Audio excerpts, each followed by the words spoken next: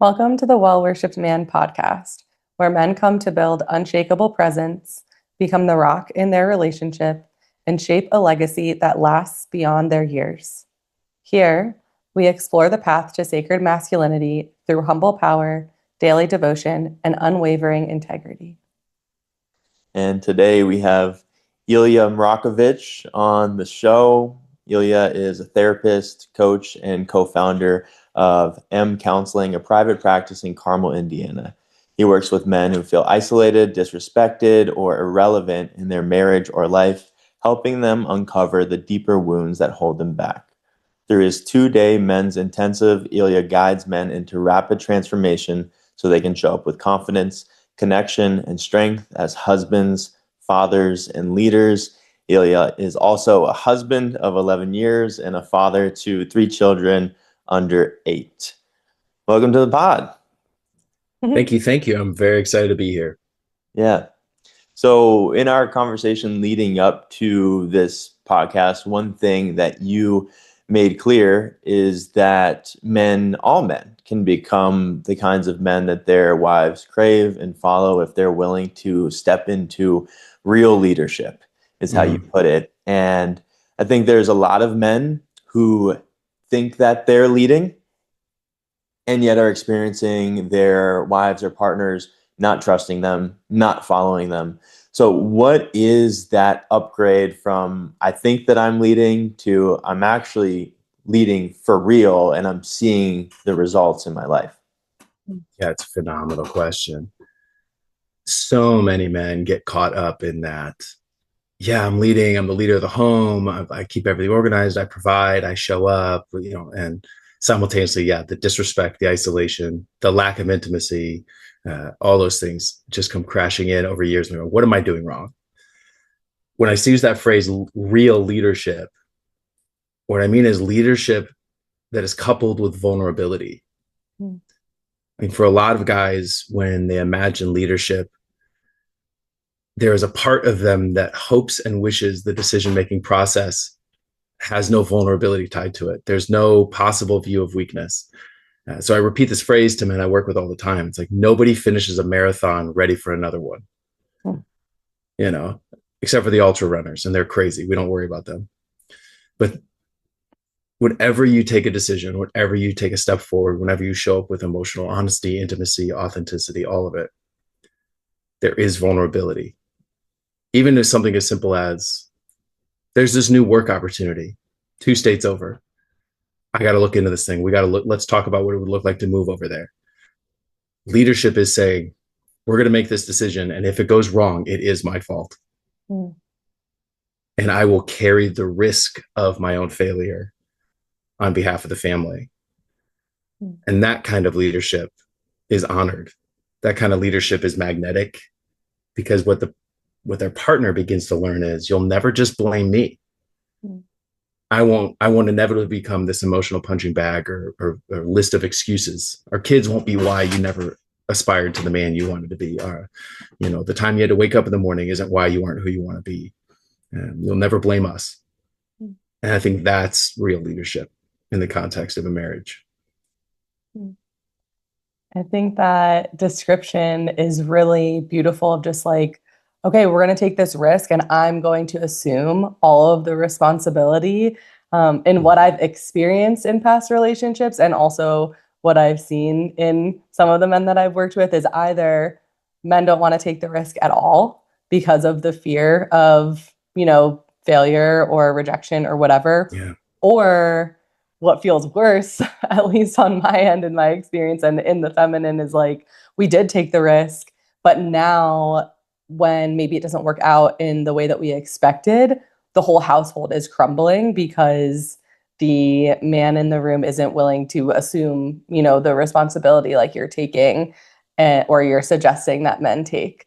So I'm curious, how do you teach that? How do you bridge that? What are the tools that men can learn to go from, oh, I don't know how to handle my world crumbling beneath me, I don't know how to take responsibility for this and be okay, to actually, I'm learning from this and I can take responsibility for this and my value as a man is not lessening just because this didn't work out the way that I thought.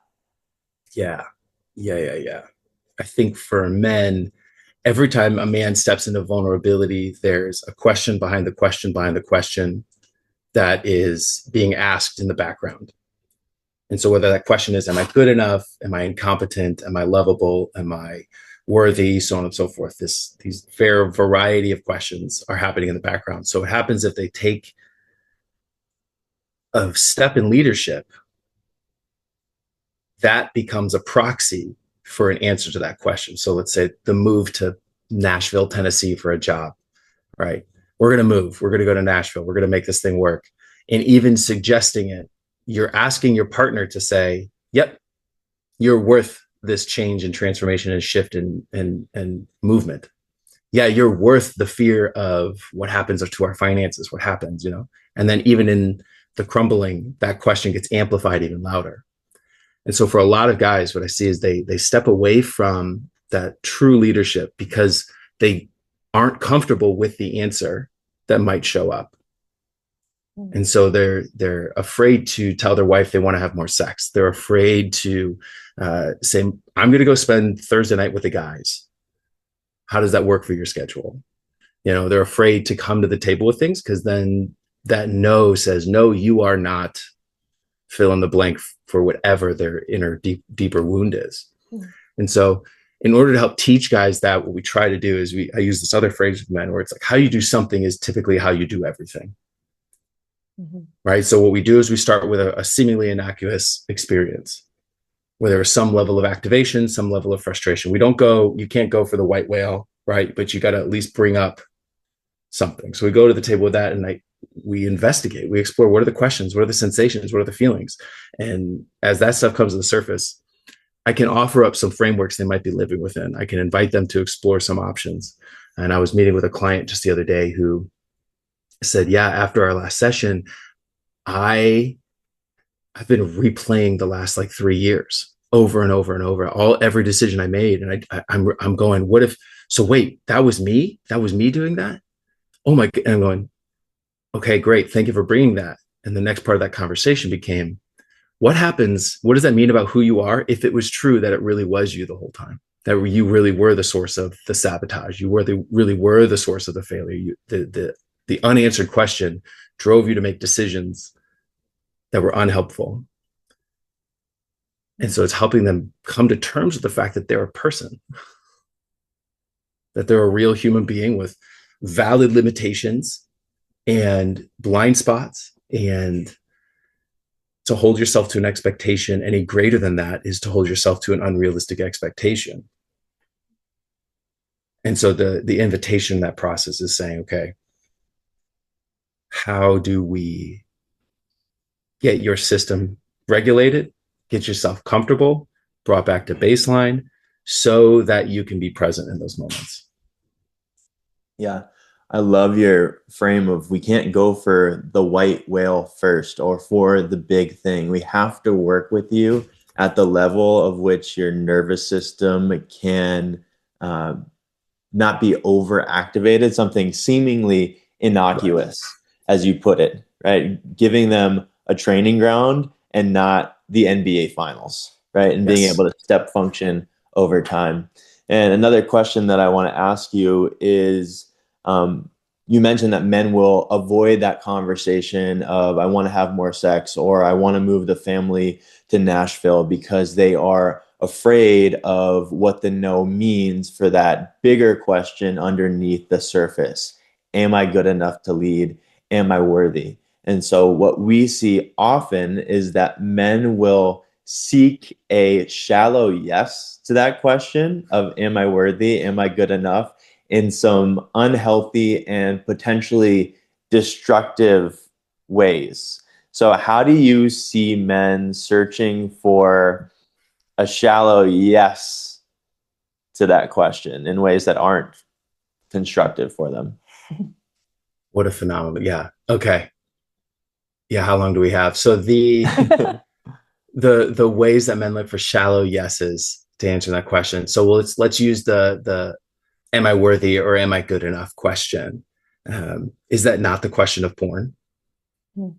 You know, is that not the question of overworking in the gym? Is that not the question of pursuing finances to a degree that you sacrifice everything else?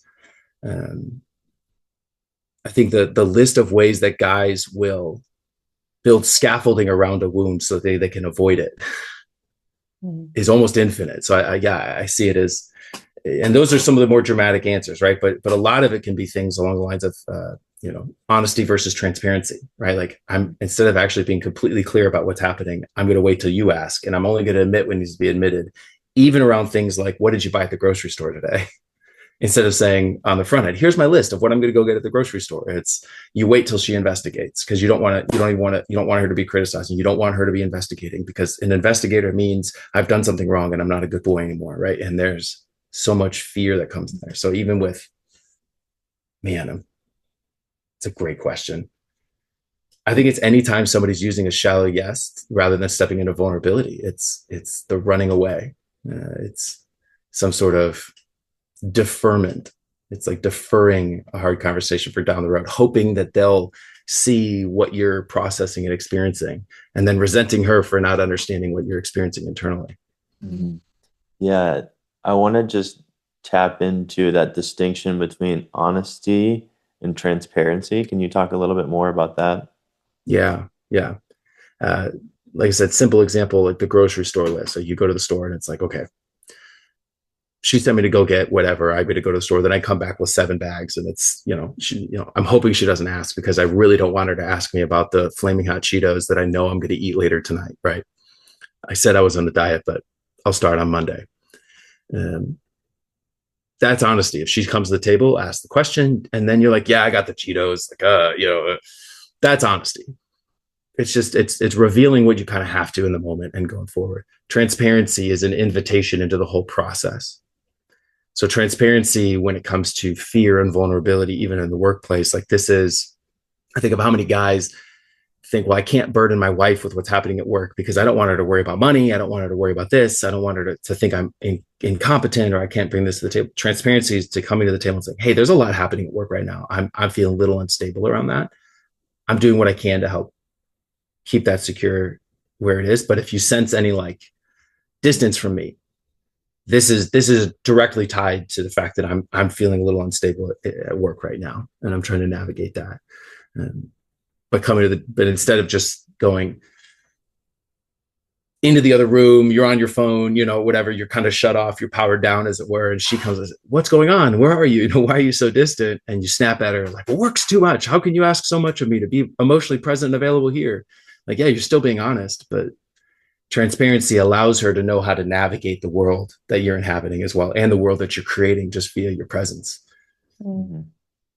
I am listening to you talk about the difference between these two things, and I'm thinking of, my experience in shifting honesty to transparency is there's almost like this phase of feeling like I'm confessing something when I'm being transparent. Like when it's honesty and I'm being approached, it tends to have that like defensive answer of, oh yeah, like, but it's not a big deal. But when you come initially with transparency, it's a little bit as if, oh, I'm showing you this thing that I don't feel super good about, and I know I want to tell you, but I feel a little bit of shame even telling you that I'm overwhelmed with work. Yeah. And it seems like there is a little bit of practice that goes into being transparent to build like the confidence in your experience to share in transparency. Yes. And also being okay that there might be a little bit of shame there. And it appears in our work with men, and that there is a bit of a difference here in men versus women. Like women seem to deal with guilt more, but shame seems to be like the loudest emotion for a lot of men. And so I'm curious, whether it's related to some of practicing transparency or just holding their own shame with maybe being, fallible as a human, how you start to work with shame with men, because that feels like a really big hump in becoming, a leader and being able to hold your shame. Yeah. If you're not comfortable with your own shame, then you're afraid of everyone else's shame, and you actually can't empathize or relate or hold compassion for them because you don't understand your own, right? Mm-hmm. And yeah, so what I try to do with guys is I try to help present to them sort of like the systematic framework for why something exists. Like, why does this technology exist? So like, I'll talk about confession quickly, and then I want to explain how we deal with shame and the role of initiation in that, and the role of being observed. And so when it comes to confession, uh, for years, I was raised Christian. I had this huge kind of resistance, this idea of confession, because I was like, what, I'm going to like tell a pastor or a priest about my stuff? Like, what's going on? But understanding the technology of confession, which is to say a man comes to the table to be held accountable for his behavior on behalf of a man who represents the divine, right? Like you're going and having an interaction that's a ritual, which is meant to take the invisible and show it visibly, right? That's the process of normalizing shame, right? And it doesn't truly absolve anything. It doesn't do anything other than be a healing thing for the person who's confessing, right? Is to say, I cheated on my wife, and the priest is able to then say, yeah, in the eyes of God, you are still loved, and there are real world consequences, right? And that's a healing process, and that to me is that process of being observed. So even in how do I handle my own shame, there's like, again, the technology of initiation. Like, a lot of guys, there was a fun little window of time, and I'm sure many men still talk about it. I just don't see it in my algorithm as much, but it's this idea of like, there's no initiation in our world. There's no initiation in our world. And it's like, yeah, you're right. There's not a lot of rites of passage or initiation for men. But what was that? And why do we crave it? We crave to find out who we are in the face of absolute loss and risk. We find when we're at true vulnerability, who are we? And then to have another man look at that and say, yep, you are a man. Even in the midst of that, you are a man. And so this invitation to like wrestle with your own shame, it's not possible in isolation. Like, it's not possible in isolation. And I'm going to say this, is this a scientific fact? Who the heck knows? I would almost argue it's not possible to be witnessed by a woman and be affirmed as a man in the same way. It's not the same. There's a clear distinction, right? It requires another man to see you in the struggle, in the mess, in the dark, and in your shame, and say, yes, yeah, you belong. Yeah, this is human. This is right. This is normal. And we can work through it together. Yeah, I hope that answered your question. Yeah. I love that you talk about the technology of confession and the truth that it is a ritual. It is a symbolic rite of clearing this shame, or at least addressing it. And you also spoke about, this initiation only being possible through the eyes of another male witness. And I know that you do these 2-day events with men, and my guess is that there are some symbolic rites of passage that introduce vulnerability, that introduce the opportunity to be seen and affirmed by other men. So I'd love to hear about how you incorporate ritual and observing into those events that you put on for men. Yeah, ritual is it's a beautiful, powerful thing that could mean absolutely nothing, and it can mean absolutely everything, right? You see this, you think of the graduation. For some people, they're like, yeah, I got through high school, who cares? And some people, they're like, I got through high school, right? It's the ritual of the ceremony of walking across stage. In these spaces with men, my work is typically custom designed via the man. So whenever I do those spaces and create those intensives for men, they're one-on-one 12 to 18-hour intensives over 2 days.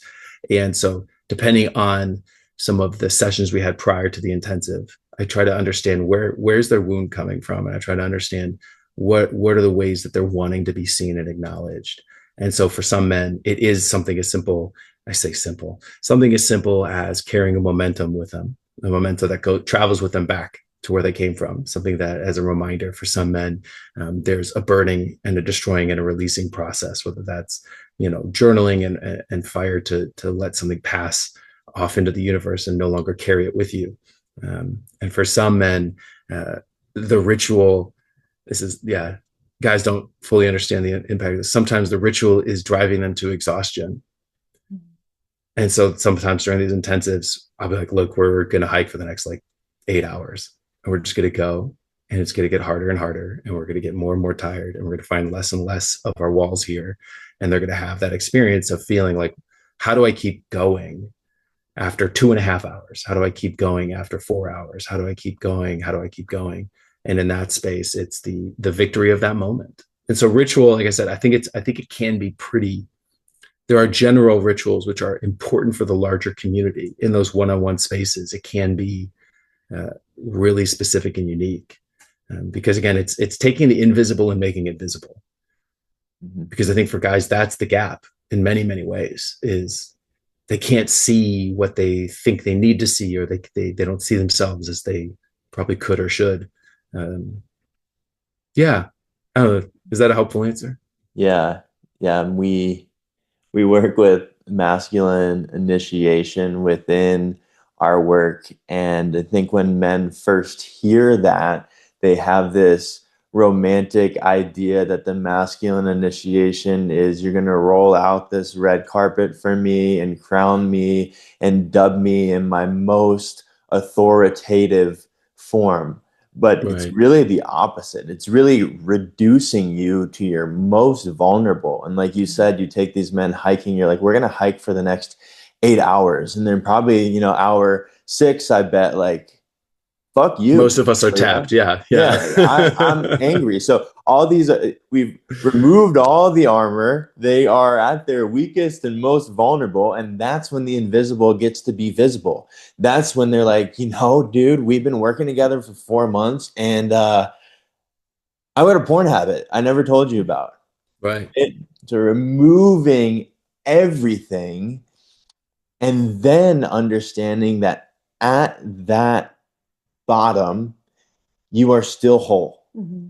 And then we can dub you, we can knight you and say, you are all of that. You are the throne, and you are nothing. Right. You are humbled. Your forehead is in the dirt. And because of that, because you've been there, you can lead. Mm-hmm. Yeah, you described getting to that bottom, removing all of the coverings, as it were, revealing what's at the core.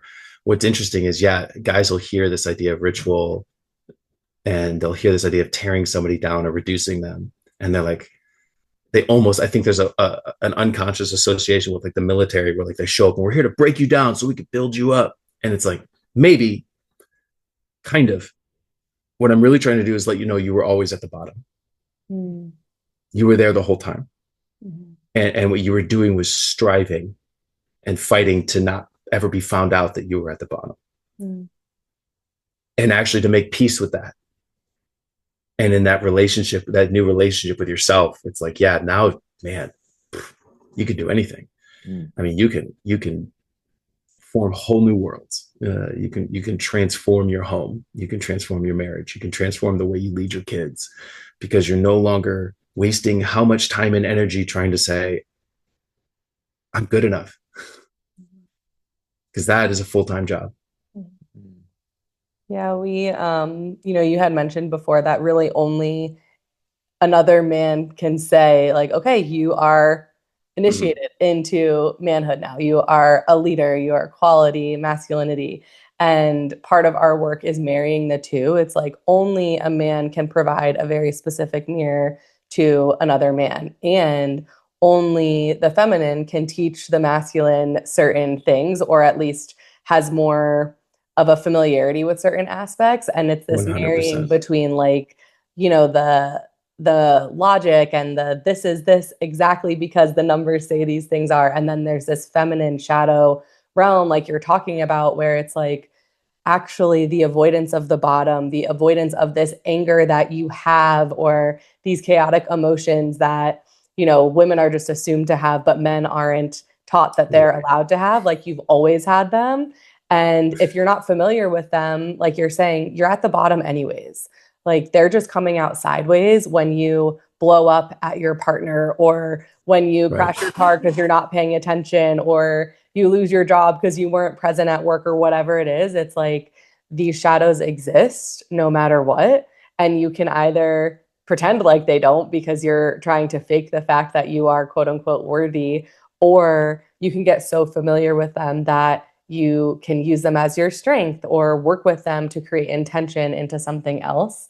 And, we talked a little bit about familiarizing men with shame and with their emotions. And I'm wondering how your work with men, we said this at the very beginning, that you believe that any man can become like the leader that his partner really is super devoted to and attracted to. And I'm wondering how many men come to you because of their own stuff, or they're coming because of relational things, and how much in your work you're focusing on inward versus, okay, now we can start to incorporate partnership in the things that you're talking about. Yeah. Yeah. Okay. So I'm going to try and answer your question as directly and accurately as I can, because I've got, like 5 to 7 other thoughts that are really wanting to be shared as well. So when it comes to men, the way they show up is usually in crisis or near crisis, right? Because why call the fire department if your house isn't on fire? They're not checking for a gas leak. They're not checking for, they're just trying to survive, because proving yourself is a full-time job. They don't have the bandwidth to even be fully aware of it. So once that happens, they show up at the door and they start to work with me. Right then and there, right? So that's triage. We're going in and we're saying, okay, what are the things that need to happen? What are the strategies that need to go into place? What are the things you're going to be meditating on and processing? How are you going to approach with your wife? How are you going to understand her emotional responses? Like, it's very tactical. It's very practical. It's very, okay, tell me about the conversation you had 3 days ago. How did that play out? Okay, do you see what happened here? We need to tweak that because that will allow you to do this, X, Y, and Z, right? So we get super, super tactical up front. Once the fire is relatively contained, then what begins to happen is that process of pointing out those cycles that were revealing themselves, the stuff that's shown up frequently. And essentially it's what's the story they keep replaying over and over again? What's the question they keep trying to resolve and answer throughout their life? What's the cycle they've been in? Once that begins to happen, what I've seen fairly consistently is after about 4 or 5 sessions, the wife is going, what the hell is going on, in a positive way. It's usually like what's happening here. And so at that point, she tends to get invited in to the sessions to understand and to see what's happening in that. Because if you've been functioning in one way and suddenly you start functioning in another, it's completely right and good that your partner's like, what the hell is happening right now? And it's completely fair for them to distrust the entire process. It's completely fair for them to be skeptical and to press against it. So then to invite them into the process to understand, here's what we're fighting for. Here's what we're uncovering. Here's what we're digging into. At that point, that's the invitation to bring the partner in and to let her know this is a process of experimentation and exploration to find out who I am and who I can be and who I want to be, and to live through that while taking responsibility for any of the fallout that I've created and taking accountability for that with as much dignity and grace as I can. I tell the guys, you just got to be stable as a table. It's the only thing. You just have to stop kicking up dust. You have to stop blowing things up just for a month. Stable as a table. Then you can start having real conversations. But it's interesting. Part of your question kicked up this thing around. Are you guys familiar with Henry Nouwen? No. So he's this ancient Christian. I say ancient. He's probably not as old as I think he is. But he's this Christian theologian who wrote this book called The Wounded Healer. And in The Wounded Healer, he talks about how, as a pastor or a healer, if you are not comfortable with what's happening in you, you can never be comfortable with that which is happening in the other people around you. Right. And I think we mentioned this, is the idea of like, when people around you are crying, a lot of people don't know what to do. Right. But if you've cried, you know what to do. You can think back and actually show up. And so in the same way as as men begin to step into that part of themselves and see, oh my gosh, for the past 15 years, I've been creating this over and over and over again. Oh my gosh. And then they go, that makes total sense why my wife is doing X, Y, and Z. That makes total sense why this is happening with my kids. Oh my gosh. And you begin to understand those pieces. And then you work through the grief that arises around, I didn't even know. Boom. Now he can then lead in that space for his wife and actually be able to show up for the grief that she will be feeling and is feeling currently around the fact that she trusted somebody who's not who they said they were. Yeah. I think your process of, you kind of took us through how you work with men and you pop the hood.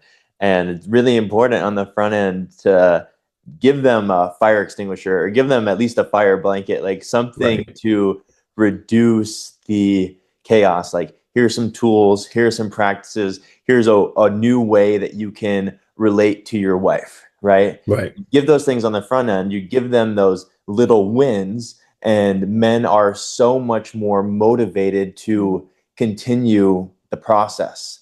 And then you get to dig a little bit deeper and see all the beautiful downstream effects that comes from doing that inner work. And the tactics become less important. It's like you mentioned this inability that a lot of people have to be with other people experiencing grief. And this was something that I experienced years ago in my life, is like when somebody was going through something really hard, someone had died or they'd gone through a breakup, I was so uncomfortable. I didn't know what to do or say. I just wanted to excuse myself from that. And I wanted so deeply to be able to support those people, but I just didn't know how. And until I got in touch and created a relationship with my own grief and sadness, I wasn't able to do that. But it wasn't about tactics. It's not about what to say. Just naturally, as I understood grief, sadness, loss within myself, the ability to be with other people in that just happened. So the inner work bears these beautiful fruits where men change internally, and then they notice things happening differently in their relationships, and they're like, I don't really know how I did that or created that, but I'm doing it. Yeah, it's interesting. It's after the tactical side. Once you get to that initial tactical kind of like dump where you're like, okay, like you're gonna do these 6-7 things, and like this is purely to stop all chaos and to build some organization and safety. That the outcome of that is organization and safety. And then you also get to see, is this man ready for change or not? Because like you said, it invites them into deeper work. Like they get motivated by that change. If they don't get motivated by that change, they came to you because they got caught. Right. And now they're like, oh, it's good. This is how I keep her happy. And then there's no reason to go forward. And so those guys who stay in the work and are willing to like engage in that, like those are the guys who end up transforming their homes. Those are the guys, like you said, who just, without even knowing really what or why, they stop running from hard conversations. They stop running away from their inner anger. They stop running away from their anxiety. They stop running away from their partner's anger and anxiety, because those things are no longer these weird, what's happening right now? How do I fix this? How do I get rid of this uncomfortable feeling? Because they understand, oh, I'm feeling tension because she's uncomfortable. So now I'm feeling tension, and that means I want to get out of this, right? No. Okay, I'm feeling tension. Cool. Let me just worry about that for a second, and then I can stay here and see what happens. And how can I help? And how can I lead? And how can I show up? Yeah, I think you nailed it. It's such a common experience in partnership of like, oh, there's a fire. Let's figure out how to get the fire out. And then you mentioned this earlier when we were talking of like, oh, I put the fire out and that's okay. I'm going to, triage this. And then all these promises are made, but then the promises aren't followed through because the fire's out. And I don't have a reason to keep the promises because there's no fire anymore until 4 months later when the fire resurfaces. And it's like, that feels like a lot of frustration in partnership itself. I'm sure it happens on both sides, but for this conversation, it's happening a lot that the women are being promised things by men when there's fires, and then everything appears to be okay, and then there's a drop because I was convinced that I was going to have this relationship that actually never happened because you didn't then proceed to do the work that allowed it to stabilize in that way. And there's heartbreak all over the place because of that. And, you know, for some people, they're leaving those relationships after a couple of cycles. Some people are in those relationships for cycles forever where it's truly toxic and it's really just almost like an addictive thing where eventually maybe they'll escape it. And then other people end up in marriages where there's just like resentment because they're so upset that they were promised these things, but the skills to have the conversation isn't there. And, you know, some of it comes down to people being ready to do the deeper work or not. Like you're saying, you know, after that momentum is built, are they going to go do the deeper work or not? But I'm curious, how can we get more men and women and humans in general to understand that, yeah, it might be the fire that's getting you to start the work, but the fire isn't the reason to do the work. You know, the connection is the reason to do the work. And in order to have, it just is this way, like perfect isn't a thing that we achieve as humans. It's like a forever school that we're in to be nourishing this thing. And the lesson that we learned 6 months ago is not the same thing that's going to sustain the relationship forever. We are continuously being taught new things about ourselves. So how do we bridge that gap? How do we get people to understand whether it's the fire or not that got you into the room? It should be the desire to continue that really is going to sustain the connection. Yeah. Wasn't that kind of like a conversation around like the shift from like dopamine to oxytocin based connection? Right. It's the shift from, because like a procrastinator procrastinates because it serves them, because they don't know how to motivate themselves. So procrastinates because they go, everything's urgent, everything's on fire, I have to write this paper, I have to get this project done, right? And the frantic, you know, I have to.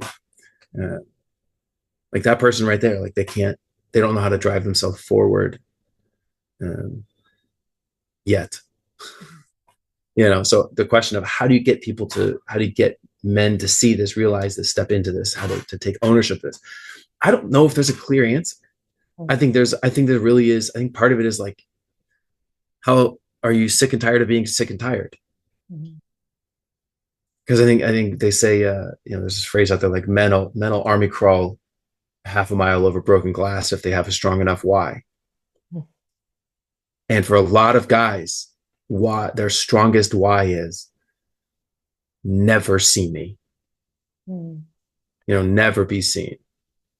Their strongest why is protect myself at all costs, because for whatever reason, they've learned that that's what it has to be. And so I don't know. I don't think you can drag that person out of that. But I think creating spaces where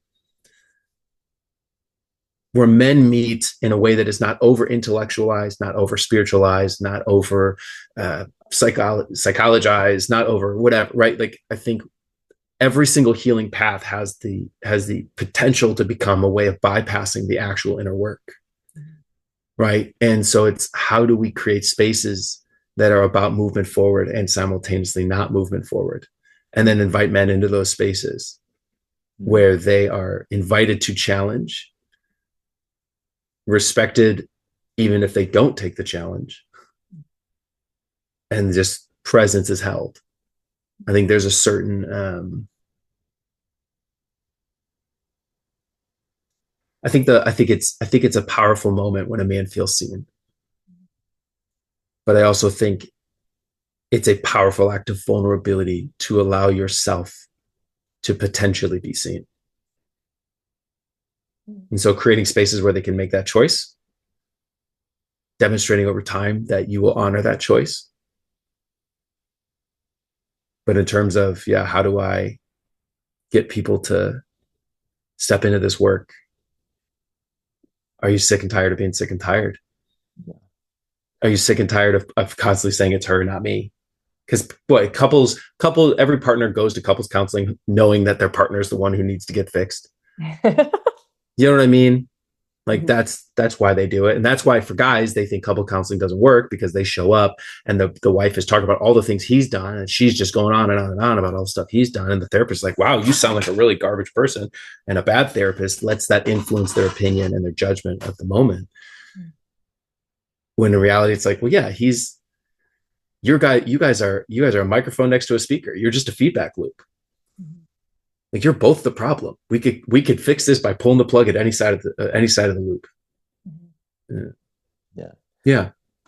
Something that we talk about within our union is whenever something goes wrong or whenever there's a disconnection, I take 100% responsibility and she takes 100% responsibility. Not because I tell her to, but because she claims the responsibility for our ever deepening connection.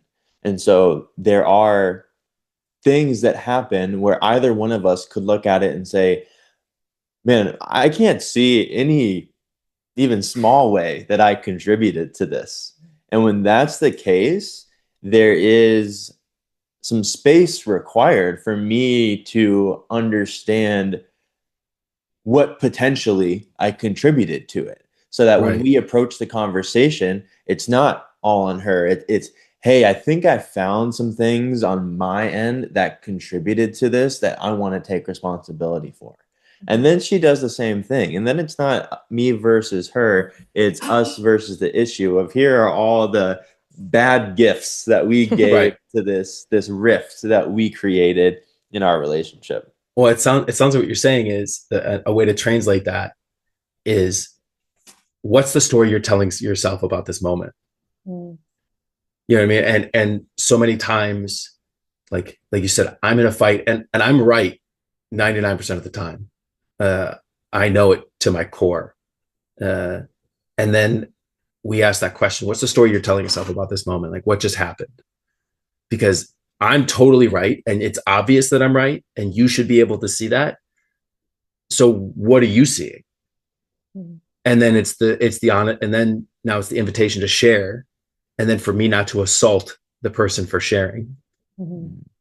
right? And it's like so that space you're talking about is like you invite to understand and then you do not attack the person, you do not attack the messenger for communicating what they're experiencing, and then you figure out, oh, these are how our stories are working together. And the hard part is that's like those are long, hard, complex conversations to have when you're first having them. After a while you just start to kind of know, oh, okay, right, okay, I Mhm. was totally out of line there, and this is what that looked like or sounded like. But it's that what's the story you're telling yourself? I think that's a phrase I give to guys all the time. Mhm. Hey honey, what's the story you're telling yourself about what just happened? Because you asked me how you looked in that dress and I said I wanted to put you on the bed right now, and you're mad. It, and I don't know, so what just happened? Like, what did I say? What did you hear? How did that make you feel? Oh, I didn't realize that I used this word. And that actually was a complete and utter turnoff that made you feel unloved, unwanted, and objectified. That didn't make you feel desired. Gotcha. Oh, okay. So next time I flirt with you, I will try a different word. If I use the wrong word, I apologize. And, like having that kind of a conversation, whew, yeah, 100% responsibility on both sides. And I maybe this is, again, I don't know. I'm just a firm believer that the man can drive that. I think that's the leadership in the home is the man coming to the table and saying, boy, I really bungled the whole thing, I'm sure, but I don't really know that. Um, but also today it kind of feels like this is on you. But okay, I don't know who's to blame. Let's figure this out. What's the story? You know? One of the terms or sayings that I'll use is like, everyone is the main character in their own story. Like you were saying earlier, are you sick and tired of being sick and tired? Like you can either continue to blame the world or your boss or your partner, or you can assume that you are the creator of everything. And maybe sometimes things, are less your fault than others, but assume that you are the one creating everything around you. And then you're empowered. Like now everything is within your control. You can change everything. When stuff is other people's fault, there's no chance of change because you can't control that. And so Right. in my story where I've been hurt, like by Isaac or someone else in my field because of whatever wound I'm carrying, it is my responsibility to communicate it, to show up differently, to change the belief system I have. And then vice versa, in Isaac's world where he's the main character, everything in our field is his responsibility. And so that's how, we can build different type of trust and communication in our partnership and in the partnerships that we're leading people to, because if stuff is happening to you, that's it. You might as well just like throw your hands up. You can't do anything about it. Well, if stuff's happening to you, you're allowing it. Exactly. So what you're doing is you're saying, especially if it's stuff you don't like. And so unfortunately at that point, you've totally convinced yourself that you have no impact. That's why the beauty of the triage stage of working with guys is so fun, because they're going, oh, you mean if I do this simple thing, 3 days from now, tension won't have built up and we'll be talking more calmly, which means there won't be a spiral that I get punished for in 7 days. So if I change how I show up, there's an actual impact. Oh, whoa, I didn't realize I had my hand on the rudder.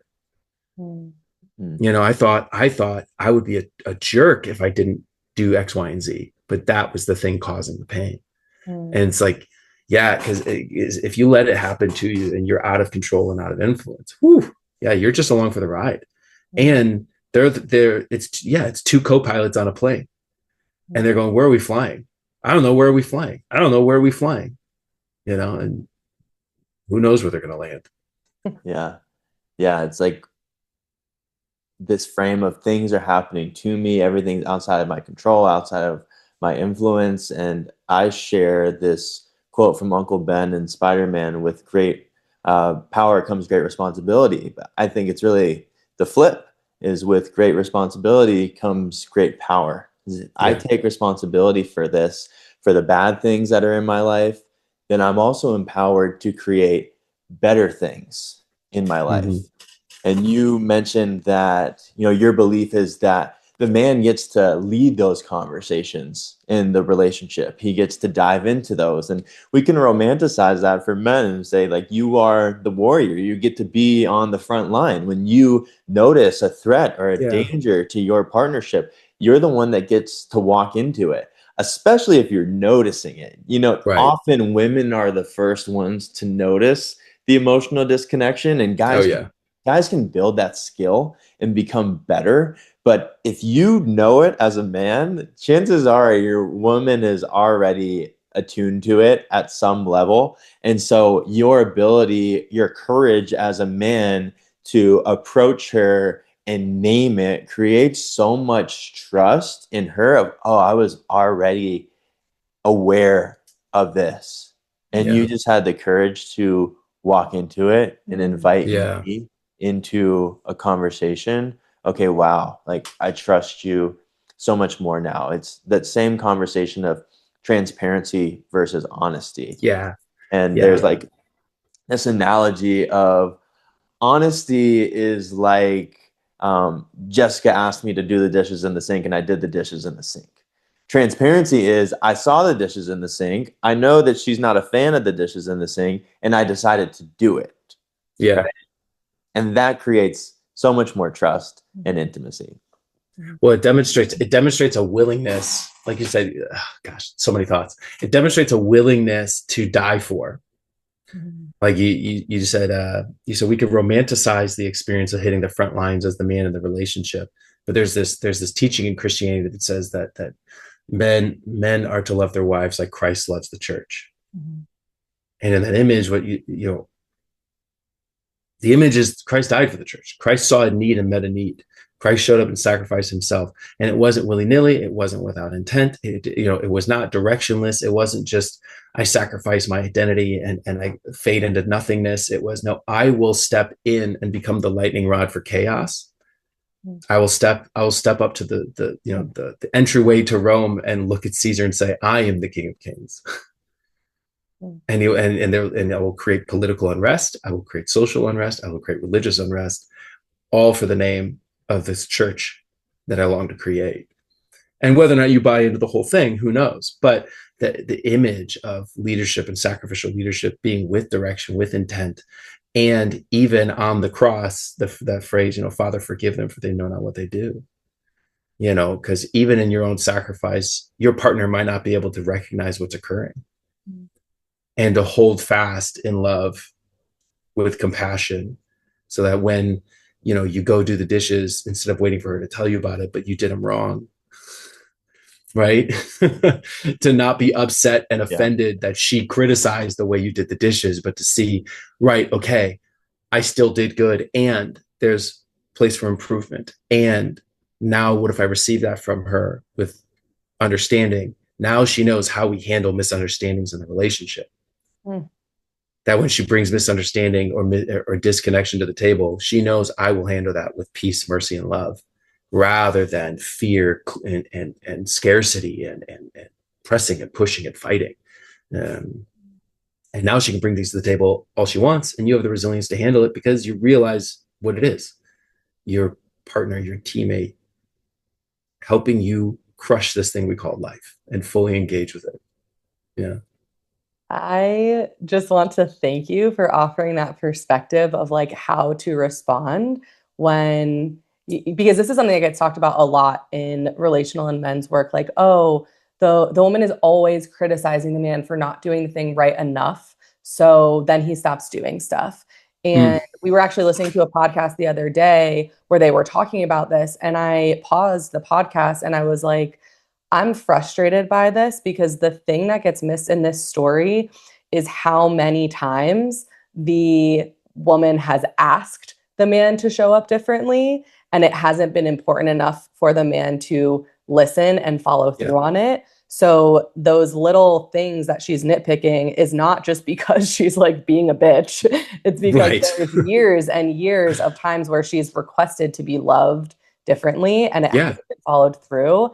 And I can really feel the way that you let this belief that it's the man's job to show up as leader first, like go into all of your teachings, and I'm sure into your partnership as well, where it's not just doing the dishes. It's, okay, she responded in a way that didn't feel like love, but can you still respond in a way that feels like love, so that now you are the blueprint for how we show up in our partnership?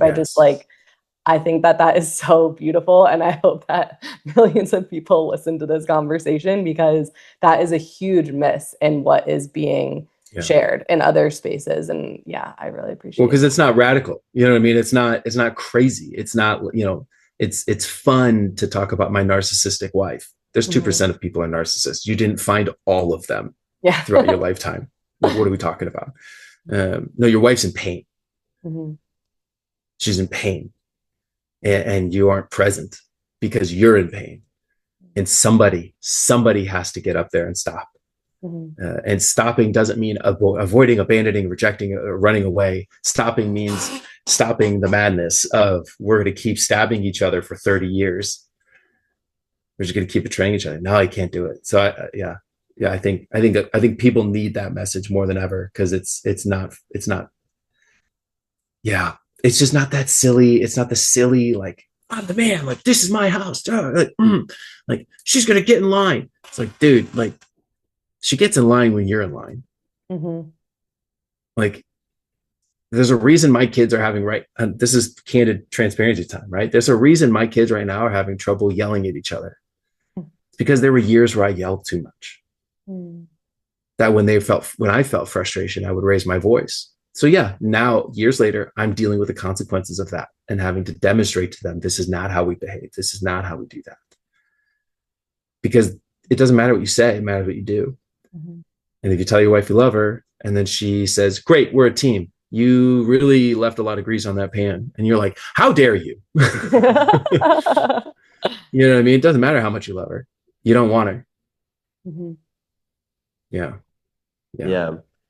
Part of our mission with this podcast is a platform guys like you who are leading with vulnerability. And you mentioned the importance of spaces, conversations like this, spaces like men's groups or men's retreats, where guys can just be among other men who are perhaps showcasing qualities that they want to be present within their own lives. And the thing that I learned about vulnerability is that when I am vulnerable, it is the permission slip for other men to be vulnerable. In my men's groups, I always go first, and I always try to share the most vulnerable thing in my life. And so in the interest of being a permission slip for other men, you just shared a personal note about your life, but I'm wondering if you'd be willing to share any other personal stories from your marriage or your journey as a father that have helped you know and embody everything that you've been talking about.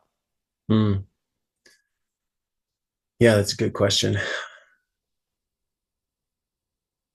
I'm hesitant. Here's where hesitation arises. As a therapist, I don't want to expose anything about my wife, because I don't want to be like, here's what my wife struggles with, yada, yada, because I don't want clients to get a blurry image. She has a role to play in those spaces. And simultaneously, I think that when I think of areas I failed in, the list is far too long. I think the raising the voice one, though, is it's the quickness to anger. It's that I found myself for way too long, admittedly way too long. We have 3 kids, 7 for a year and a half. It's madness. There's medical stuff. We've had something like double-digit surgeries in the last 2 to 3 years. It's unreal. It's always chaos. And there are moments where it's 4 p.m. hits and you're like, I can't. And so you just try to go take 5 minutes to yourself, right? And it's the classic story. Then the kids invade, and the anger that rises in that moment. I think what I learned in that is I get to decide in this moment who I am and who I want to be. There will always be time for rest, but right now in this moment, can I see that my 1.5-year-old turning the corner, coming into my room, looking for a hug is not an invasion. It's not, I don't need to escape. And it's invited me to this sort of vision of my own life more and more and more, right? Where it's because I love my marriage. I love how we function. And I love how when we're dysfunctional, how we become functional again. And I love all of it. I love how we fight and I love how we make up. It's awesome. And to bring this desire to be with it at all times to my home continuously over time. I think there's a guy who talks about, he's like, why do you need a vacation? Like, why do you need a vacation? Why did you make a life you need to escape from? And there's like a chat, you know what I mean? Like, fair enough, go have a vacation. I get it. Everybody loves to go to Florida. And simultaneously, there is a challenge in that to say, can I influence, lead, love, hold space for, be aware of the needs of my family in a way where my home is not something I need a rest from or an escape from, that I can hold boundaries and give myself rest. And I can know that at 4 p.m. on a Tuesday, that's not the answer. There will be a little invasion of little people and rest will come later. And instead of creating these false expectations of like, I just deserve this. You don't deserve anything. You know your darkness, all about, yourself, and you're at peace with it. But you also are humble, which means you recognize there's a limit to what you deserve in that regard. And so I think that's to me is maybe the closest thing I can give you that doesn't feel too vulnerable, too revealing on behalf of my wife. But it's for me, that's the piece. It's how do I manage those emotions in a way that then I can help lead and love in a way that creates my home and defines the boundaries in my home that creates space for me to be myself fully. Yeah. Thanks for sharing. I think any of those parts of us that we have or currently hold shame for or guilt for are valuable things to put on the table, not of, I just feel so much shame, but it happened and I learned from it. And I'm actually grateful that it happened because I learned from it. And now when my 1.5-year-old is wandering into my room, I know it's for a hug and not to destroy my peace. Right. This kid is not attacking me right now. This is not psychological torture or warfare, right? This is love, And to come to peace with the fact, like, love might feel like that at some point, but how do I experience love fully as love every time it's offered? Yeah. So beautiful. one of the last questions that we want to ask everyone on this podcast is just who is a man that you would look to that also has this blueprint that we're talking about, who, you've obviously learned so much in your life and teach so much to the men around you, which is why we had on this podcast. And is there anyone else that you would recommend us and our listeners look to that they can also get more information about, masculinity, showing up as this man who is able to give and receive love in every moment? Yeah, the name that comes to mind he doesn't function as like a men's teacher or leader. Yeah. And Isaac, you might know him, Pete Hitzman. Yeah. I think we were in a program with him. Yes, Pete. Yeah. So Pete and I stayed connected and are still connected, and we all the time. It's awesome. Love Pete. Let me see. His book is on my shelf. There it is. Yeah. Okay. So he helped write a book called Suffer Smarter. He's a physical trainer. This guy is, when I talk about the ability to witness and the ability to observe and to be with, he has been, I'll say this with confidence. I've paid hundreds, thousands of dollars, not hundreds of thousands, but hundreds/thousands of dollars to work with coaches to help me experience transformation and healing. And none of them had the capacity to observe and experience what I was experiencing and to be present in that in a way that was healing. And Pete did on a random Saturday and was capable. And so Pete, like I said, would never describe himself as like a men's coach or someone who's in that sort of transformative work. He likes different arenas. But he's the guy that you read what he writes and you see it show up everywhere in how he writes. You see his ability to hold space and compassion with a good edge and some accountability. The man exudes what I would consider to be powerful masculinity, even though he would suggest otherwise, right? As they say, it's like the guy who does the tired dad. It's like only good dads are so tired, That's how I see Pete. Yeah. Well, Elia, thanks so much for joining this conversation. I know the audience is going to get a ton from it. Where can people find you? Yeah, absolutely.